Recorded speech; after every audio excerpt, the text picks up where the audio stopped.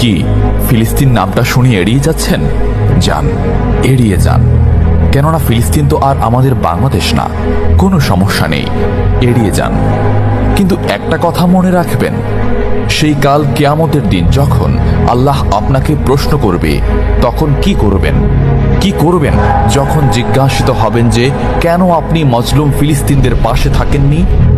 জানি উত্তর দিতে পারবেন না, কারণ আপনার নিজেরই জানা নেই এর উত্তর কি হবে। এখন হয়তো বলতে পারেন যে আমি কি করে ফিলিস্তিনে গিয়ে মজলুমদের পাশে থাকব, কি করে এত দূর গিয়ে সাহায্য করব? হ্যাঁ, এইরকম প্রশ্ন যদি আপনার মনে উদয় হয়ে থাকে, তাহলে অবশ্যই আপনার মনে অলসতা আর বজ্রে ভরা। এই আধুনিক যুগে অস্ত্রের চেয়ে পাওয়ার হচ্ছে মিডিয়া, তাই মিডিয়ায় বেশি বেশি করে তা প্রচার করুন। হ্যাশট্যাগের মাধ্যমে প্রতিবাদ করুন। এই ক্ষুদ্র প্রতিবাদ একদিন